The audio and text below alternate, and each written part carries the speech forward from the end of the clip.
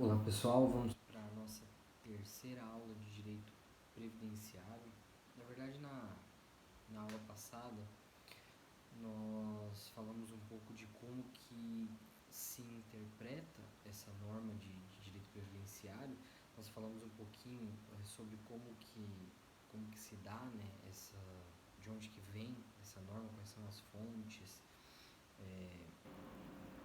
e como que eu faço de forma geral essa leitura da norma de direito previdenciário. Hoje nós vamos começar a falar um pouquinho sobre os princípios do direito previdenciário e aí aqui tem uma parte bem interessante da matéria, bem importante para vocês. Nós vamos falar um pouquinho então sobre o princípio da universalidade de cobertura e de atendimento. Então isso significa basicamente que dentro do direito previdenciário eu tenho a ideia de que todos devem ser atendidos de forma igualitária, né? Todos aqueles que tiverem direito, aqueles que estiverem dentro das condições que a lei prevê, devem ser beneficiários do direito previdenciário. Mas isso é só em relação à previdência, né? Nós falamos aqui tanto de previdência e de seguridade social também. Então isso é só em relação à previdência? Não. Em relação a toda a seguridade social. Então eu tenho aqui saúde e assistência social envolvidos também, de forma que essas pessoas, elas em tese seriam abarcadas por uma das três, dependendo da situação, né, em que ela estiver, ou até por mais de uma delas, logicamente, né, se a gente for pensar em um acidente, por exemplo, se a gente for pensar na perda da capacidade de trabalho, tenho aí envolvidos a saúde e a previdência social, ou posso ter de repente a assistência a depender do caso. Então o princípio da universalidade diz isso, né? Eu tenho também o princípio da seletividade, da distributividade, que significa, resumidamente, né, que os recursos são finitos, ou seja, eu não tenho recurso suficiente para abarcar todo mundo pela norma, para pegar todo mundo. Então, o que eu faço? Eu seleciono isso de forma bem clara pela lei, né? Lógico, a gente tem que ter critérios objetivos, não pode ser um negócio muito aberto, né? Então, dentro de critérios objetivos, eu seleciono aquelas pessoas que vão receber, né, esses benefícios, de modo que eu consiga, com os recursos que eu tenho, atender a todos aqueles que cumprem os requisitos e que, portanto, precisam dessa ajuda da Previdência Social. Isso até para não ter que retirar recursos de outros locais para cobrir eventualmente um déficit da Previdência que a gente sabe que até já existe na realidade. Né? Nós temos menos pessoas contribuindo e cada vez mais pessoas recebendo. Então isso é um problema, inclusive, para a Previdência, é uma ideia que a gente tem que ter de futuro, que é olhar para essa situação e ver qual que é a solução para a nossa Previdência Social. Além desse princípio, tem o princípio da irredutibilidade.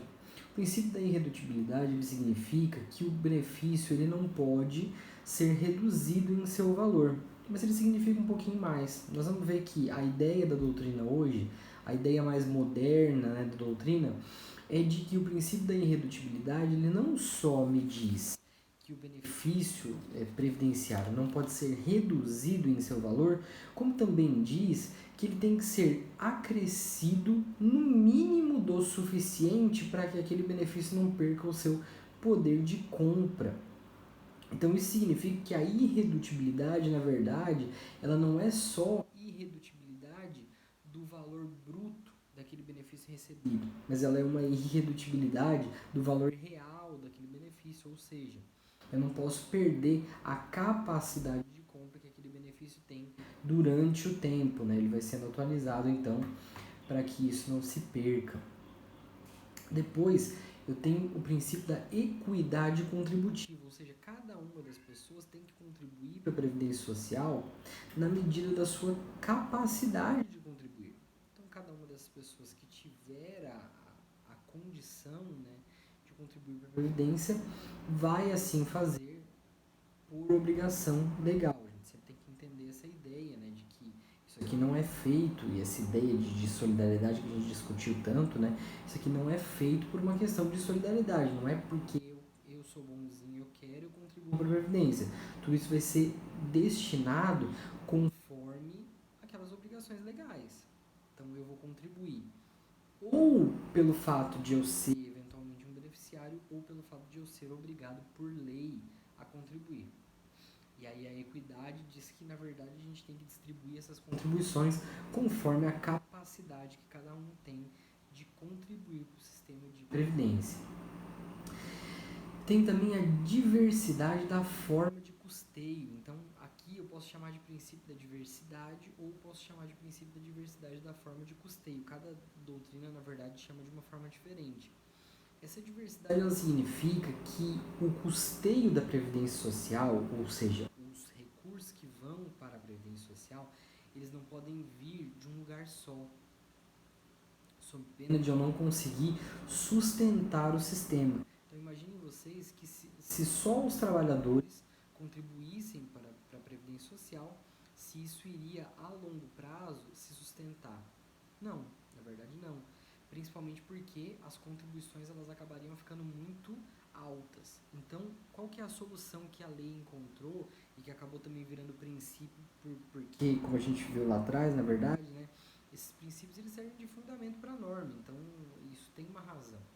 Então, esse princípio vem para dizer o seguinte: eu não posso depender só disso, eu tenho que ter outras formas de custeio da Previdência Social para que o sistema consiga se sustentar de uma forma legal. Hoje, o principal, a forma mais diferente, digamos, que a gente tem, né, de custeio da Previdência Social são os concursos de prognóstico. Então, cada vez que a gente joga na loteria, a gente está, de uma certa forma, contribuindo para a Previdência Social. Isso é uma das formas, inclusive, que dá muita rentabilidade hoje para a nossa Previdência. Eu tenho também o princípio da proteção ao hipossuficiente. O que significa esse princípio da proteção ao hipossuficiente? Quer dizer que num conflito, né, num conflito interpretativo, judicial principalmente, né, leva vantagem o hipossuficiente. Leva vantagem aquele cara que está lá muitas vezes desassistido, ou com assistência, mas com assistência limitada, com informações limitadas, com documentações limitadas e assim por diante. Então, né, numa questão interpretativa ali entre o INSS e o contribuinte, eu escolho o contribuinte. É mais ou menos a lógica que a gente utiliza lá no indúbio pro réu, lá no indúbio pro contribuinte, lá do direito tributário, mas vindo aqui pro direito previdenciário. Então, na verdade, quando eu tiver que fazer essa escolha, né, quando eu estiver na dúvida, em dúvida, eu escolho o hipossuficiente, eu escolho aqui, no caso, o contribuinte.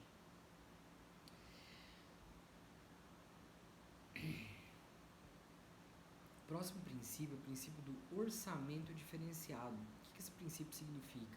Significa que a Previdência Social ela sempre vai ter que ter, financeiramente, um orçamento próprio. Ou seja, eu não posso contribuir para a Previdência e isso ir para o bolo geral e depois a gente destina uma parte que seja ali para a Previdência Social. Não. Eu preciso ter esse orçamento separado porque eu preciso garantir que esses benefícios previdenciários eles vão ser pagos corretamente em dia e que eu não vou ter problemas, né, problemas financeiros para a Previdência Social por uma ausência de repasse, por exemplo, ou algo nesse sentido. E a gente vê que acontece muito na prática, né? A gente vê na educação, por exemplo, repasses não sendo feitos e assim por diante. Então aqui eu tenho que ter um orçamento separado exatamente para esse tipo de situação não acontecer. Depois eu tenho o princípio da filiação obrigatória. Isso significa que qualquer um que pratica as atividades que são previstas em lei, ele vai se filiar à Previdência Social obrigatoriamente. Então o cara que trabalha, né, que tem lá carteira assinada, ele vai obrigatoriamente ser filiado à Previdência Social. Ele não tem que ir lá no INSS assinar, fazer um cadastro para ser filiado à Previdência Social. Ele automaticamente já está cadastrado a partir do momento que ele começa a trabalhar, que ele assina a carteira. Então, essa filiação obrigatória ela serve também para proteger as pessoas, né, da própria, do próprio desleixo, né, e da própria burocracia também, na verdade. Então, de uma certa forma, isso acaba dizendo, olha, eu já faço todo o trabalho. Então, tá praticando a atividade, eu e INSS já vou fazer o teu cadastro, já vou te deixar aqui segurado da forma correta. Beleza, pessoal? Até semana que vem, nos vemos lá.